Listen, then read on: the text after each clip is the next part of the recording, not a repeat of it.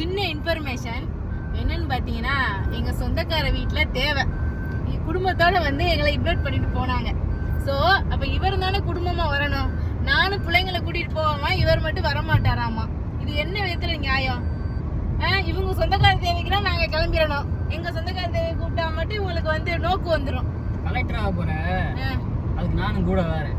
எங்க என்னதான் இருந்தாலும் குடும்பத்தோட கூப்பிட்டா குடும்பத்தோட போகணுங்க. அப்புறம் ஒரு வார்த்தை சொல்லிடாரு, 1000 ரூபாய் போய் நீ மொய் செய்யறதுக்கு அந்த 1000 ரூபாய்க்கு நீயே போய் சாப்பாடு செலவை முடிச்சு வந்துடுவோம் போல அப்படிங்கிற மாதிரி கலாய்க்கிறாரு. நான் இவர் என்ன சொல்றது, என்ன நான் சொல்லி கூட்டிட்டு போறதுன்னு எனக்கு தெரியல. என்ன அமைதியா இருக்கிய? நான் என்ன சொல்றது? வருவியலா வரமாட்டீங்களா? நான் வர்றேன், நீ போயிட்டு வா. ஆனா வரலங்கிற ஆளு எப்படி வேஷ்டி ஷர்ட் மாசாதான் வந்திருக்கிறாரு. இல்ல எனக்கு எடுத்து வச்ச ட்ரெஸ் இதுதான். சரி நம்ம போனா ஒரு போட்டோ எடுக்கலாம் அப்படிங்கறக்கா நான் எடுத்து போட்டு வந்தேன். பாவி, ஒழுங்கு மரியாதையா வர முடியுமா முடியாதா? வரல. ஏன் வரல? நீ போய் நல்லா ஜாலியா கறி தின்ட்டு வா. அதுவும் என்ன உங்க ஊருக்கு போவோமா, உங்க சொந்தக்கார பாக்குவோமா, அந்த மேக்கப்பு உங்க சொந்தக்கார அப்படியே குத்தி குத்தி ஏதாவது சொல்லிக்கிட்டே இருந்தாரு. சரி இப்ப இவரு கைலி எடுத்து கட்டினாரு. சரி கைலி தான் கட்டுறாரு, நிஜமாவே வரலையோன்னு நினைச்சேன்.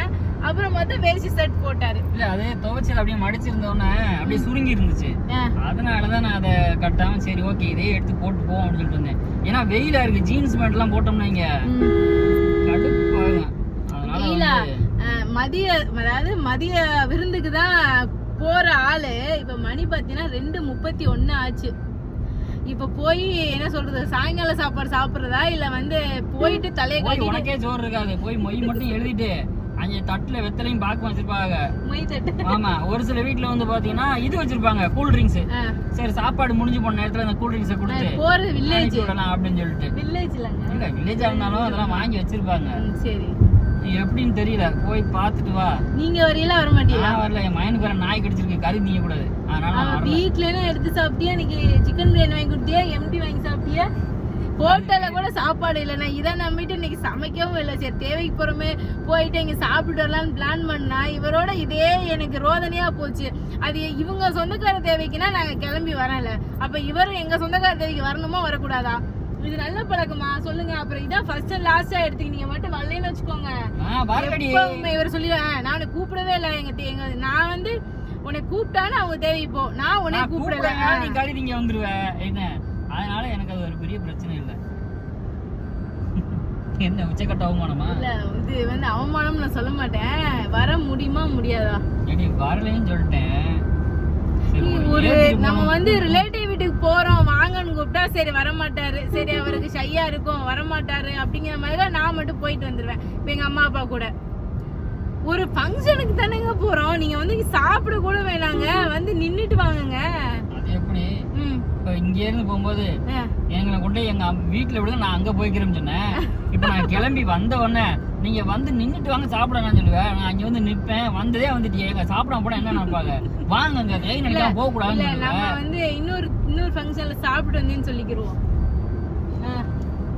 வேணாமா?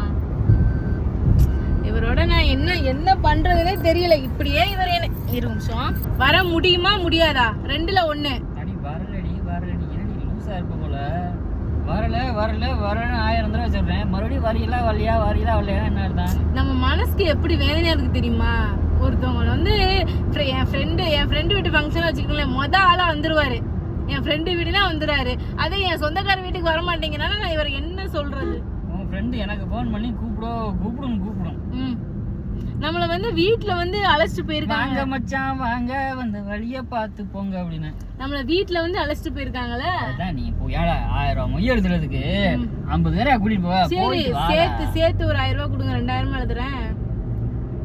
இனியனுக்கு வந்து என்னைய மாதிரி இனியனுக்கு வந்து ஃபங்க்ஷனுக்கு போறோம் அப்படின்னா இனியனுக்கு வந்து ரொம்ப ஹாப்பியா கிளம்பிடுவாரு. சஞ்சனா எப்படி உங்க அப்பா மாதிரியா? எல்லாம் திங்கிற வெரைட்டிஸ் திங்கிறதுக்கு நீ இல்லங்க, பொதுவாவே ஃபங்க்ஷனுக்கு போனா ஜாலியா இருக்கும். அப்படிதானே சஞ்சனா? ரிலேட்டிவ் பார்க்கலாம், போய் என்னதான் ஜாலியா இருக்குன்னு எனக்கு புரியல. ஜாலியா நம்ம சொந்தக்காரங்களை பார்க்கலாம், ஃப்ரெண்ட்ஸ் ஏதாவது இருந்தாலும் அவங்கள பார்க்கலாம், அப்புறம் எங்க அம்மா அப்பா பார்க்கலாம். எங்க சைடு ஃபங்க்ஷனுக்கு போனோம்னா பசங்க எல்லாம் சேர்ந்து ஒயின் ஷாப் போனா ஜாலியா இருக்கும் எங்களுக்கு. புரியலா? ஓகே, நம்ம நெருக்கி வந்தாச்சு. சரி, ஓகே, போயிட்டு இவர் வராரா வரலையா அதுதான் முடிவு எனக்கு தெரிஞ்சாகணும். இப்பவே சொல்லிட்டாருன்னா ஹாப்பியா இறங்கலாம். எப்படி வரல ஹாப்பியா? சரி, திருப்புங்க, வீட்டுக்கே போயிடலாம். ஏண்டி அங்க இருந்து 20 கிலோமீட்டர் தாண்டி வந்திருக்கு, திருப்புங்க வீட்டுக்கு. நீங்க வராத இடத்துக்கு நான் போக மாட்டேன். எரிச்சல கலப்பாத பெரிய இவ மாதிரி சண்டை போட்டு வீட்டுக்கு போவ. அப்ப தெரியல புருஷன் இல்லாம வெறும் நம்ம மட்டும் வீட்டுக்கு போக கூடாது, அம்மா அப்பா வீட்டுக்கு அப்படின்னு. இப்ப வருவீங்களா வர மாட்டீங்களா? வரல, ஏடி லூசா போல வல்லடி. கவனத்தை திசை திருப்பாதடி. கவனத்தை திசை திருப்பல. வரல. இப்படிதான் ஃபர்ஸ்ட் டைமுக்கு அப்பா அம்மா பார்க்க போகும்போது பைக்ல நான் கூடி அங்க விடுறேன்டி நீ போடின்னு நான் சொன்னேன். நீங்க வீட்டுல விடாம போக கூடாது, எங்க முத எங்க வீட்டுல கூப்பிட்டுருக்காங்க, நீங்க எங்க வீட்டுக்கு வந்தே ஆகணும், வீட்டு வாசல் அப்படி மிதிச்சே ஆகணும்னு சொன்னா. வர்ற வழியிலே சண்டை ஆயிடுச்சு. பைக்ல ஓடுற பைக்ல இருந்து குதி என்ன சொல்லிட்டு வண்டியில ஓட எனக்கு அந்த நானா விழுந்தேன். வண்டியில இருந்து இறங்கினா கடைசியா வீட்டுக்கு போல ஆம்புலன்ஸ்ல ஏத்திட்டு ஹாஸ்பிட்டலுக்கு தான் போனோம். என்ன சொல்லிட்டு இவரு, நான் நீங்க வராத இடத்துக்கு நான் போக மாட்டேன். ஏன்னா நாங்க 2 பேரும் லவ் பண்ணிட்டு வீட்டை விட்டு வந்துட்டு கல்யாணம் ஆகிட்டு வீட்டில் சேர்த்துக்கறல. அதுக்கப்புறம் வீட்டில் சேர்த்துக்கிட்டாங்க, அம்மா சில ஒத்துக்கிட்டாங்க. அப்புறம் கல்யாணம் அவங்க முறைப்படி மறுபடியும் 100 டைம் ரிஜிஸ்டர் மேரேஜ் மாதிரி பண்ணியிருந்தாங்க. பண்ணிட்டு மறுவீடு போயிட்டு வந்தாச்சு. அதுக்கெல்லாம் வந்தாரு. எங்கள் அம்மா ஏதோ கோயிலுக்கு போயிட்டாங்க, வாங்க பயன் அனுப்புறதுக்காக ஓம் சக்தி கோயிலுக்கு மாலை போட்டு போயிருந்தாங்க. பயன் அனுப்புறதுக்காக கிளம்புறோம். அதுக்கு கூப்பிட்டதுக்கு வர மாட்டேன்னு சொல்லிட்டாரு. கூட்டிட்டு வந்தாரு. எப்படி சொல்லி கூப்பிட்டு வந்தாரு, நான் வந்து நிக்கிறேன் உங்க ஊர் பஸ் ஸ்டாப்ல, அனுப்ப முடியாது, பஸ் ஸ்டாப்ல நிக்கிறேன், பஸ் ஸ்டாண்ட்ல வந்து உன்னை வேறுறேன், நீ வந்து யாராவது வர சொல்லி நீ போமா அப்படின்னு சொன்னாரு. நான் என்ன சொன்னேன், நீ போக கூடாது, நான் ஒரு வார்த்தை கூட சொல்லல. உங்க வீடு, உங்க அப்பா, உங்க அம்மா, உங்க ஃபேமிலி, நீ கண்டிப்பா போ, உனக்கு இஷ்டம் தான் நீ போ, நான் அதை தடையே பண்ண மாட்டேன். பட் ஆனா எனக்கு இஷ்டம்ல என்னை கூப்பிடான்னு சொன்னேன். வர்ற வழியில பைக்லயே சண்டை, வந்தே ஆகணும், வாசிச்சே ஆகணும், அவ்வளவுதான். வர்ற வழியில சண்டை போட்டு கோவத்துல பைக்ல இருந்து ஓடுற பைக்ல இருந்து குதிச்சு கீழே விழுந்து கையெலும்பு உடஞ்சு ஆம்புலன்ஸுக்கு அப்பயே ஃபோன் பண்ணி போய் இது தேவையா? சரி மாதிரி இப்ப நீயே போயிட்டு வா, பாக்கலாம் வராரா அப்படின்னு சொல்ற. சரி வந்தாருன்னா சாப்பிடுறதோட ஒரு போட்டோ எடுத்து போஸ்ட் போடுறோம் இல்லையா? நீங்க வேற போஸ்ட் போடுவோம். ஆமா, அது என்ன போஸ்ட் அப்படிங்கறத வந்து பாருங்க நீங்க. ஃபங்க்ஷன் போயிட்டு இப்ப ரிட்டர்ன் வீட்டுக்கு போய்கிட்டு இருக்கிறோம். சார் வந்தாங்களா வரலையா அந்த ஒரு கொஸ்டின் மட்டும் தான். நெத்தியில பாருங்க வெற்றிகரமாக மஞ்சள் ஆரம்பிச்சிருக்கோம். வந்துட்டாரு. ஓகே, வேற வழி இல்லைங்க. நான் ஏன் போனேன் அப்படின்னு பாத்தீங்கன்னா, நான் நினைச்சேன் சரி மாமாவோட ஸ்கூட்டில மாமாவையும் இந்த பிள்ளையும் போய் சொல்லிட்டு நம்ம இருந்துடலாம் அப்படின்னு நான் நினைச்சேன். அங்க போய் பார்த்தா எங்க அத்தையும் போனோம் அப்படின்னு சொல்லிட்டாங்க. சரி வேற வழி இல்லை, அப்புறம் யார் கூட்டி போறது, அப்ப கார் வேணும், கார் போனா கார் கூட நம்ம போகணும். அதனால வேற வழி இல்லாம போனேன். போயிட்டு நான் வரல, சரி நீ போயிட்டு வாங்க, நான் இங்க கார்ல உட்காந்துருக்கேன் அப்படின்னு சொன்னேன். அவங்க கேட்கவே இல்லை. அங்க போய் நின்றுட்டு ஃபோன் பண்ணுது, நீ வாங்க வாங்க வாங்க. இல்லங்க நான் வரலன்னு சொல்லிட்டு நானும் ஃபோர்ஸ் பண்ணல. சரி விருப்பம் இல்லாம வந்து அவருக்கு வந்து கொஞ்சம் ஷை டைப், மோஸ்ட்லி அவங்க ஃப்ரெண்ட்ஸ் அவங்க அப்படின்னா முன்னணியில போயிடுவாரு. இப்போ நம்ம சொந்த ஊர் தேவைன்னா முன்னாடிலாம் நிற்பாரு.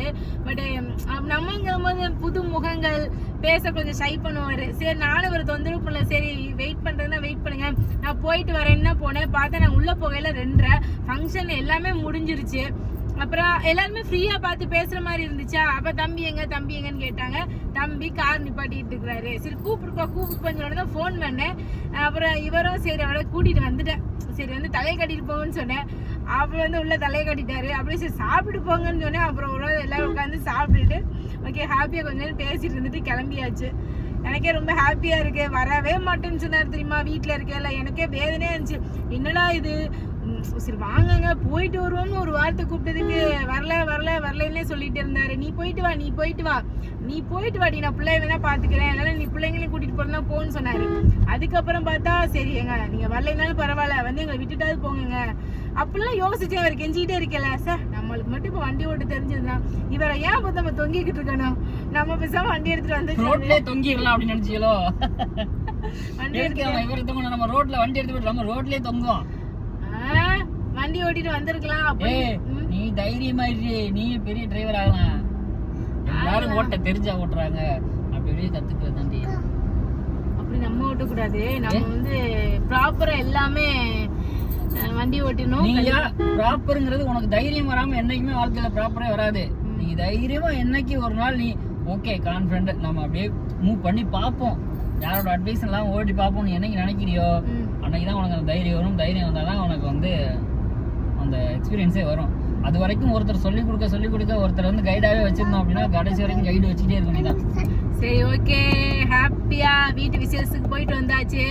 அதாவது இதை பார்க்குற லேடிஸ்க்கு சொல்கிறேன், உங்கள் ஹஸ்பண்ட் வந்து உங்கள் ரிலேட்டிவ் ஃபங்க்ஷனுக்கோ இல்லை உங்கள் ஊர் ஃபங்க்ஷனுக்கோ வரல அப்படின்னா என்னைய மாதிரி நீங்களும் ட்ரை பண்ணிக்கிறீங்க. இவர் என்ன சொல்லி கூப்பிட்றீங்கன்னா, அவங்க உங்கள் ஹஸ்பண்டை எங்க தேவைக்கு வாங்க, ஃபங்க்ஷனுக்கு வாங்கன்னு கூப்பிடுங்க. வரலைன்னு சொல்லுவாரு, வந்து விட்டுட்டு போங்கன்னு சொல்லுங்க, வந்து விட்டுட்டு போவாங்க. சரி, உள்ள தலையை கட்டிட்டு போங்கன்னு சொல்லுவாங்க, வருவாரு. அப்படியே வந்து எங்க மச்சான் கூப்பிடுறாங்க, எங்க மாமா கூப்பிடுறாங்க, அந்த கூப்பிடுறாங்க வாங்கன்னு கூப்பிடுங்க, அப்புறம் வந்துருவாரு.